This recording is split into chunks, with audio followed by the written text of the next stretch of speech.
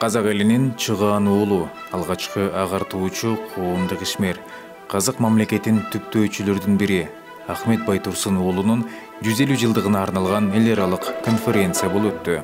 Бул өткөн кереге кеңеште залкар инсандын агартуучулук жана дипломатиялык ишмердиктери тууралуу кеңири айтылды. Аталган иш-чарада ошондой эле Кыргыздын көрүнүктүү агартуучусу коомдук ишмер Ишеналы Арабаев да эскерилди. Анткени эки доордун инсандары агартуучулуктан тышкары коомдук иштерге активдүү катышышкан.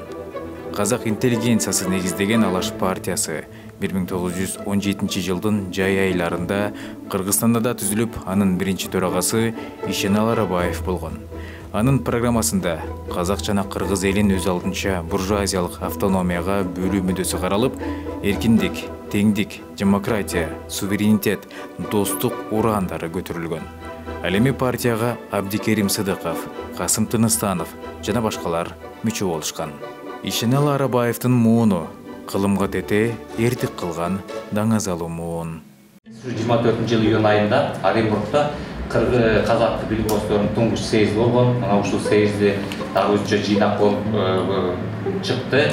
Ошол кечтеги түп нускасы ошол 7 күн болгон съездде Ахмет Байтурсунов менен Ишеналы Арабаев тең төрагалык кылып, бир күнү ачылышында Байтурсунов алып барса, экинчи күнкүсүндө Ишеналы Арабаев алып барды. Ошондо съездин жапканда сүйлөгөн сөзүндө Ишеналы Арабаев айтты: "Съездин кароосуна тапшырылган маселелердин баары каралып бүттү" дейт. Бул съезд казак-кыргыз калкынын мурда каралбаган эл маселелерин жаңыдан ооз калган, казак-кыргыз илимпоздорунун жаңыдан баш кошкон туңгуч съезд болду. Казак-кыргыз калкы караңгы наадандыктан бошонуп, маданият жолуна түшкөндүгүн көрсөттү дейт. Жана ошондой эле Ишеналы Арабаев ошол Казакстанда чыгып турган биздин туң кесибиз Кыргызстанда Эркин деген газетта 24-жылы жарык көрдү.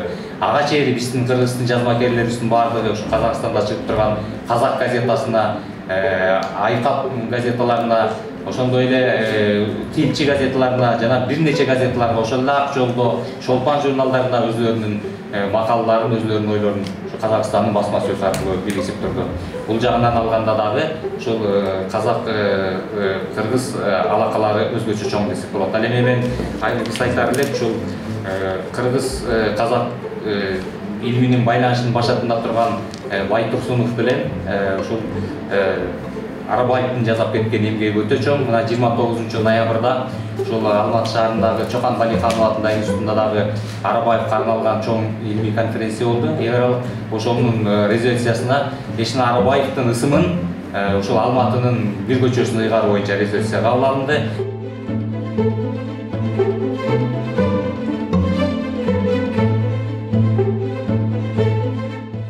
29 ноябрда Казакстандын Алматы шаарында Ишеналы Арабаев казак интеллигенциясы менен 20 кылымдын биринчи ярымында кызматташтык аттуу эл аралык илмий практикалык конференция өттү. Менин докладымдын негизи Ишеналы Арабаев жана анын Жети Суу облусунда кызматташтык болчу. Ошо Ишеналы Арабаев 1922 жылдары Жети Суу областында иштеп туруп, ушул Жети Суу облустук шаардык коммуналдык чарба мекемесинин башчы кызматын аркалаган. Мына ошол коммуналдык чарба мекемесинин кызматын аркалап турганда сөзсүз түрдө Алматы шаарынын шаар болуп калыптанышына жана анын өнүгүшүнө өз таасирин тийгизгендигин дагы мен баса белгилеп өттүм докладымда. Жана ошондой эле Ишеналы Арабаев бул кыргыз агартуучулар жана интеллигенциясынын ичинен эң көп казак агартуучулар жана интеллигенциясы менен кызматташкан Ишеналы Арабаев. Жана ошондой эле алар казак илимпоздор менен биргелешип мына баарыбызга белгилүү Алипбек Жаки Төтөкү китептерин жазган жана эң көп өзүнүн өмүрүн ушул Казакстанда чыгып турган газеталарда өзүнүн чыгармачылыгы жана газеталарга эмгегин да сиңирген жана өзүнүн макалаларын да жарыялаган. Мына ушул конференциянын эң чоң жыйынтыгы ушул резолюцияда кабыл алынды. Буюрса Эгемен Казакстан газетасына ушул Ишеналы Арабаевдин эмгеги тууралуу макала жакында жарыяланат жана бул тууралуу иштер көчөгө ысым коюу тууралуу иштер жүрүп жатат.